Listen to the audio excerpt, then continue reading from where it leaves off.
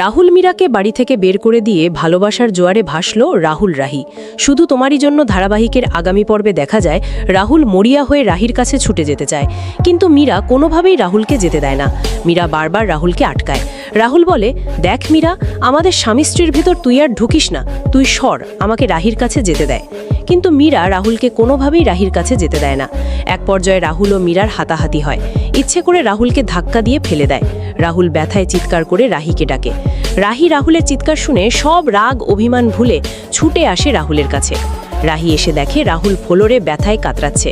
মীরা রাহিকে দেখে নাটক করে রাহুলকে উঠানোর চেষ্টা করে, কিন্তু রাহুল মীরার জোড়াজড়িতে আরও বেশি ব্যথা পায়। রাহি এসব দেখে মীরার উপর অনেক ক্ষেপে যায়। রাহি বলে, মীরা তুমি সরো, তুমি আমার স্বামীকে একদম ছুবে না। এই বলে রাহি রাহুলের কাছে ছুটে এসে রাহুলকে বলে, রাহুল তোমার কোথায় লেগেছে, আমাকে বলো, তোমার কোথায় লেগেছে? খুব ব্যথা করছে তাই না? রাহুল মনে মনে বলে, রাহি তুমি এসেছো? রাহি, তুমি তোমার ব্যথা সহ্য করতে পারো না, আমার কষ্ট দেখতে পারো না, তাহলে কেন আমার সব রাগ অভিমান ভেঙে এ বাড়িতে থেকে যাচ্ছ না? রাহি, আমি যে তোমাকে হারাতে চাই না। রাহুল রাহিকে ভালোবাসলেও কোনোভাবেই রাহিকে তা বুঝতে দেয় না। রাহি বলে, ধীরে ধীরে ওঠার চেষ্টা করো, আর তোমার এই অবস্থা কিভাবে হলো? রাহুল বলে, রাহি তুমি আমাকে ছুবে না, আমি তোমার মুখ দেখতে চাই না।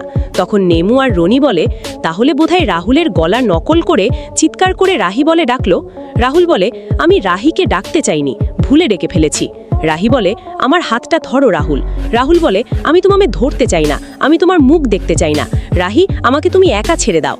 রাহুলের কথা শুনে রাহি একটি গামছা নিয়ে এসে রাহুলের চোখ বেঁধে দেয়। রাহুল বলে, রাহি কি করছো তুমি, আমার চোখ বাঁধছো কেন? রাহি বলে, তুমি তো আমার মুখ দেখতে চাও না, তাই তোমার চোখ বেঁধে দিলাম, এখন আর আমাকে দেখতে হবে না। মীরা নাটক করে বলে, এই রাহি তুমি সরো তো, আমি রাহুলকে উঠাচ্ছি। রাহি ধমক দিয়ে বলে, তুমি আমার স্বামীকে ধরবে না, তুমি তো বলেছিলে আমার স্বামীর খেয়াল রাখবে, এটা তোমার খেয়াল রাখা? 5 মিনিট ছিলাম না, এতেই রাহুলকে তুমি ফ্লোরে ধাক্কা মেরে ফেলে দিয়েছো। এই বলে রাহি রাহুলকে উঠিয়ে বিছানায় বসায়। মীরা যখন দেখে মীরার সব প্ল্যান নষ্ট হয়ে যাচ্ছে, তখন মীরা বলে, রাহুল আমি চলে যাচ্ছি, তোর স্ত্রী আমাকে যেভাবে অপমান করছে সেভাবে তো আমি আর তোদের বাড়িতে থাকতে পারি না। রাহি বলে, হ্যাঁ মীরা তুমি ঠিক বলেছ, আমি রাহুলের স্ত্রী, কিন্তু তুমি কে হও রাহুলের?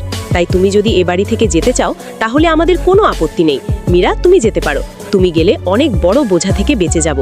রাহুল বলে, তুমি এত কথা বলছো কেন রাহির, তোমাকে এখানে কে আসতে বলেছে? রাহি রাহুলকে ধমক দিয়ে বলে, চুপ রাহুল, এখানে তুমি আমাকে ডেকেছো? রাহুল বলে, আমি তোমাকে ডাকতে চাইনি, ভুলে ডেকে ফেলেছি।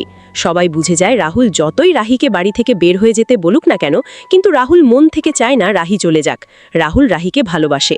এরপর দেখা যায় রাহি রাহুলের পায়ে ওষুধ লাগিয়ে দিয়ে অন্যদিকে মুখ ঘুরিয়ে রাখে। রাহুল বলে, কি হয়েছে রাহি, তুমি অন্যদিকে মুখ ঘুরিয়ে রেখেছো কেন? রাহি বলে, তুমিই তো বললে আমার মুখ দেখতে চাও না।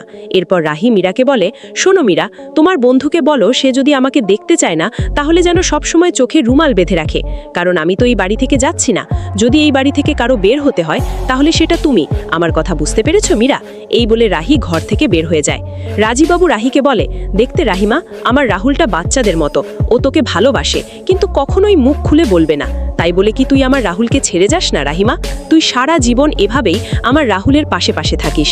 রাহি বলে, হ্যাঁ বাবা, আমি থাকবো, আমি এভাবেই সারা জীবন রাহুলের পাশে থাকবো। আমার রাহুলকে আমার কাছ থেকে কেউ ছিনিয়ে নিতে পারবে না। এরপর দেখা যায় রাহুল টাইল দিয়ে নিজের ভেজা শরীর মোছার চেষ্টা করছিল, তখন হাত থেকে টাইল পড়ে যায়। রাহুল ফ্লোর থেকে টাইল ওঠানোর চেষ্টা করে, কিন্তু কোনোভাবেই পারে না। তখন রাহি রাহুলের জন্য প্রোটিন নিয়ে এসে দেখে রাহুল ফ্লোর থেকে টাইল ওঠানোর চেষ্টা করছে। রাহি ফ্লোর থেকে টাইল উঠিয়ে দিতে চায়, তখন রাহির হাতে থাকা গ্লাস পড়ে ভেঙে যায়। রাহি যখন ভাঙা কাজগুলো উঠানোর চেষ্টা করে তখন রাহুল বলে, রাহি সাবধানে। ভাঙা কাজ উঠাতে গিয়ে রাহির হাত কেটে যায়। রাহুল হুইল চেয়ার থেকে উঠে দাঁড়ায়। রাহুল বলে, আমি বলেছিলাম সাবধানে, তুমি আমার কথাই শোনো না, দেখলে তো এখন হাতটা কেটে গেল। এ বলে রাহুল যখনই চেয়ার থেকে উঠতে যায় তখন হোঁচট খেয়ে রাহির উপর পড়ে যায়। রাহুল রাহি দুজন দুজনের চোখে তাকিয়ে সব অভিমান ভুলে ভালোবাসার এক নতুন অধ্যায়ে ভেসে যায়। রাহুল মনে মনে বলে, রাহি, আমরা কি পারি না এভাবে সারাটা জীবন একসাথে থাকতে? রাহি, আমি যে তোমাকে হারাতে চাই না। রাহি মনে মনে বলে, রাহুল তুমি কি আমাকে আটকাবে না? তুমি শুধু একবার বলো, রাহি তুমি যেও না। রাহুল, আমি যে তোমাকে ছেড়ে যেতে চাই না, তোমাকে ছাড়া আমি যে বাঁচতে পারবো না। এরপর দেখা যায় রাহি রাহুলের ভেজা শরীর রাহির শাড়ির আঁচল দিয়ে মুছে দেয়।